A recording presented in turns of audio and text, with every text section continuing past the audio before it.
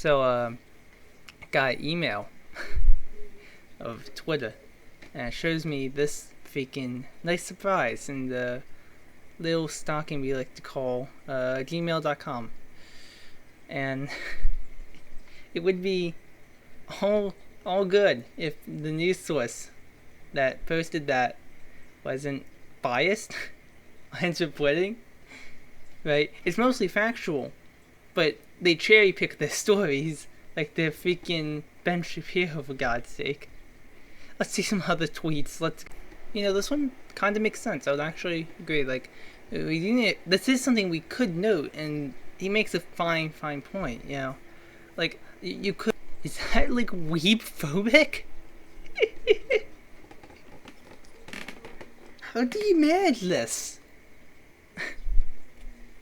Weeb phobic? Is that a thing? I don't know what this whole new thing about quote unquote owning the liberals is. But all I know is that this tweet is going to be definitely it. This is definitely what they mean when they make the joke. When I was writing a script for this, but now I'm just improvising it. So I'm gonna sound terrible. I'm gonna even make a note of this. But the point is, this guy's older than me, and he's acting like a child on the internet.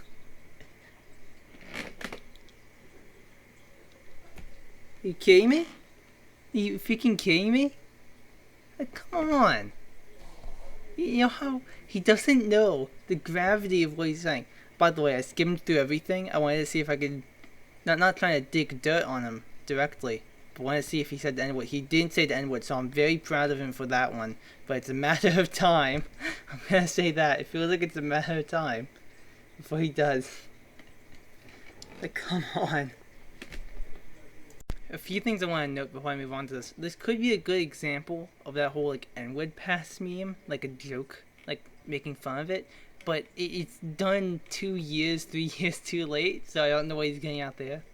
And second of all, it's not bad to act like a child online. Just when you act like a piece of crap online and a child, you kind of lose some redeeming factor of yourself. I don't know if anyone else shares this opinion, but that's what it kind of feels like that, you know. If you're going to act like a child and not care, right, then why should I listen to you type thing? Why should I care? The thing I like about this tweet and a bunch of other things, a bunch of other his tweets, is that the first response always calls him out on it. 99% of the time, it feels like. Oh, actually, I haven't looked at most of his tweets, but every single time you look in the comments, someone's calling him out in the first, top 3 posts, right? Top 3 posts.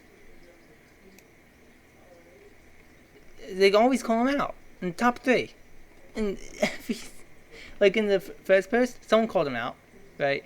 And this one, someone's calling him out in the comments immediately. I don't even have to do anything. My job's already done.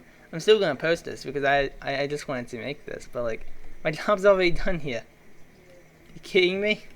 Now for the Holy Grail. The Holy Grail. Here's the tweet. I'm gonna quote unquote. Okay, let's be honest. If you ignore the new ping system, right, on cameras, which he calls OP, I don't believe it's OP. I believe that if you're casual, or if you're playing Platinum, yeah, it's going to be a little bit strong, especially if you don't have microphones, right? But a talented pro player can explain exactly what something is, or just around what something is, with just telling them. And most pro players don't even use their drones until after prep phase for when they need to clear out a site or something like that. So you're basically just saying, what the heck? He's basically just saying that, oh, now I can communicate better to my team. This is OP. Oh yeah, of course, right? Oh, I can show what something is now, right? Without having to explain it. I don't have to explain. It's on the, let's say for example, you're playing Cafe Dostnesky. It's in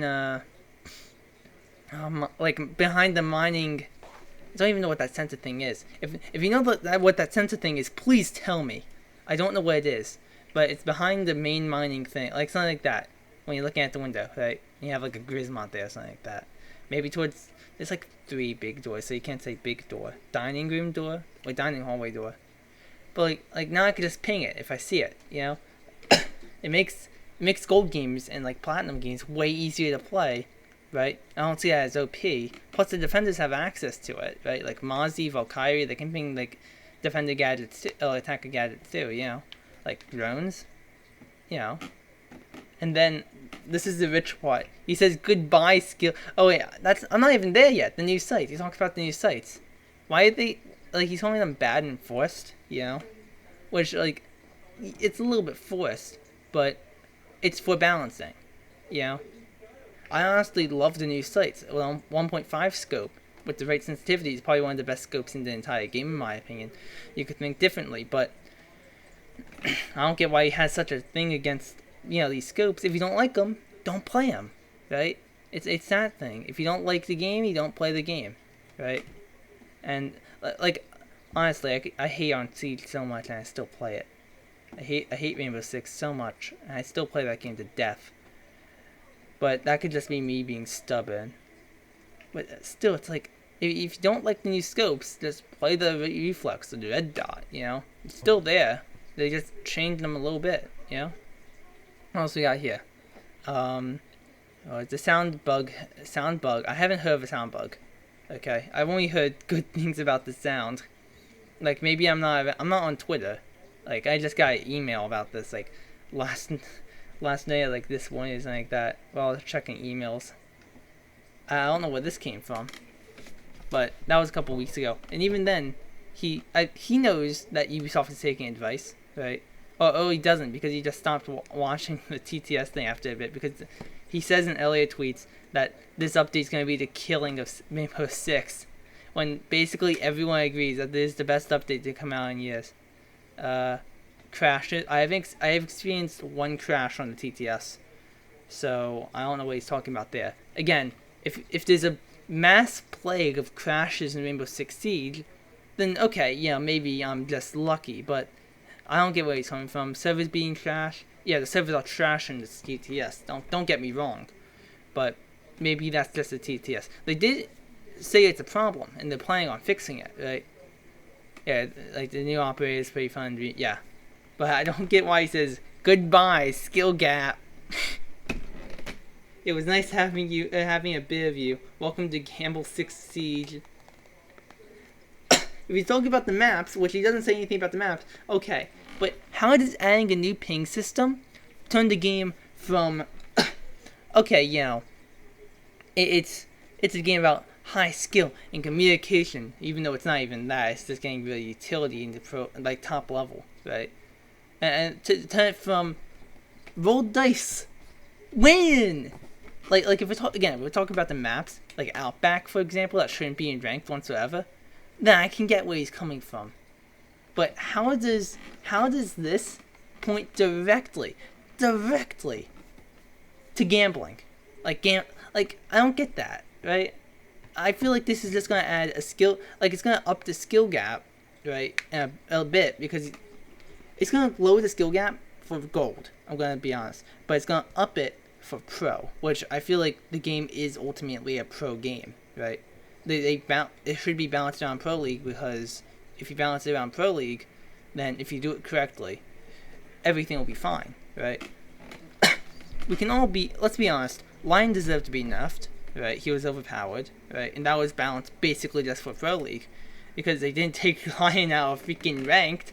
Thank you, Ubisoft. I had to play with that piece of garbage for a year, and trust me, no one played him. But when I seen the chance, I did, you know, when the chance was given to me. Because he's just overpowered, and he's there. You know, it's like not being Echo. You can play Echo, you can play Clash, you can play Maester, you can play Mira. You know, they're overpowered, they're there for you, play them, right? I could get into the whole spawn peak argument on how that's high risk, high reward, and even though it shouldn't be in the game, you're still allowed to use it, right? And why that doesn't mean that still doesn't mean bugs are okay, but I'm not even going to get into all of that. Someone in the comments also said they experienced a sound issue right under his post, and oh wait, there's the N-word from someone else. Whoopsie, has 7 likes. Come on. But yeah, like this person says he had a sound issue. Maybe it's just me not noticing the sound. I've played with Rainbow Six Siege sound for like couple years now, and that it was the first competitive game I really played and paid attention to. So, yeah. Um, this is a long time, a long pause on something that wasn't related to anything else, but the last thing is going to be another long pause. I feel like not showing some of the things that are comprehensible that he says is kind of disingenuous. Ah! Ah! I'm so bad at saying things. Screw dyslexia. Waving my fist in the air. Let me retry that. If I don't show him saying things that are comprehensible, I'll just look like I'm bashing on him the entire time. He does say a bunch of dumb stuff, which I wanted to note. I looked at my Gmail and I decided, yeah, I want to shift through this and see what he says. I just wanted to see it because it was ridiculous. But this is one of the comprehensible things I read, where it shows this clip. It says a clip of quote unquote, well, whatever those are, tryhards in games have gone viral, splitting opinions on hyper-competitive players. Have tryhards ruined your games? Basically that. And it's a TikTok, so you know where it's coming from.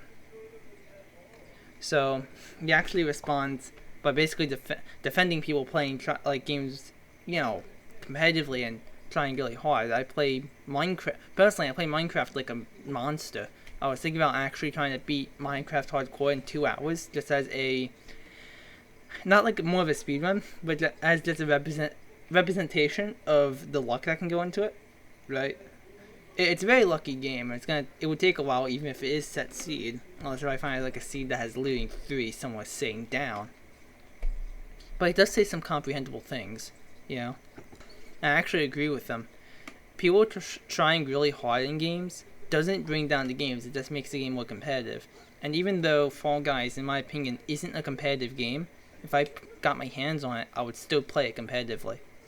And as mean competitively, I mean I'll try really hard in the game. That doesn't mean that Fall Guys is a competitive game by any measure, and I would actually hope that it gets a little bit of competitive scene, just as like a spice of life. Look at that guy playing the game really well. That's really cool to see, right? Casual gaming still has a place in competitive gaming. People like seeing Smash Bros. Melee because it's Smash Bros. Melee. It's a really cool game to watch people play really fast because it is a fast game. And watching someone like Hungry Box play the game is interesting because he plays differently than everyone else, right? You kind of get that stuff from there. Maybe some people either picked up the game competitively or picked up the game again, period, by watching someone playing Smash Bros. Melee. Smash Bros. Melee was never supposed to be a competitive game by any merit. It was never supposed to be this big esport. And actually, for a moment, they actually had no support from Nintendo. They were going to get pulled from, what was it called? Evo. Thank you, Mind.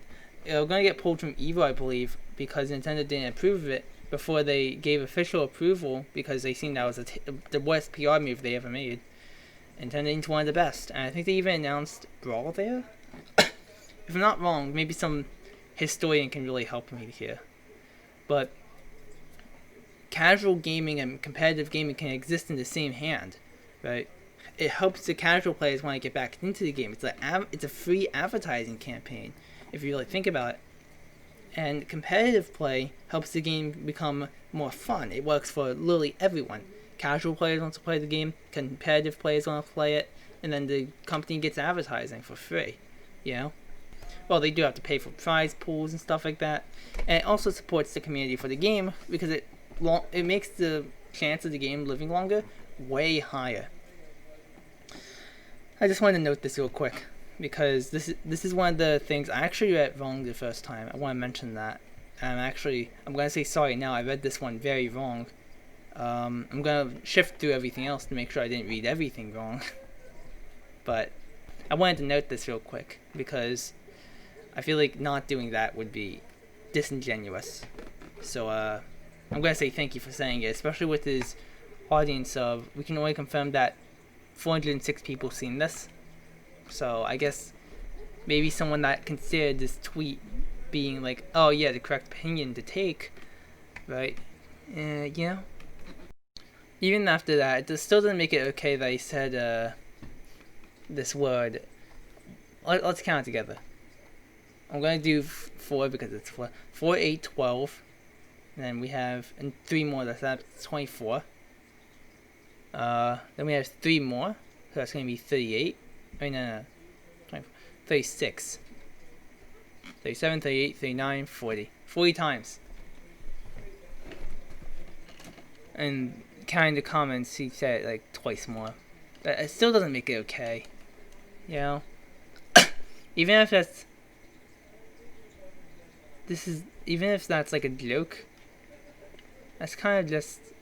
that's wrong. Like, that word's used heavily against people that have any sort of mental illness, like the birth defect stuff. That word's used to heavily offend them, right?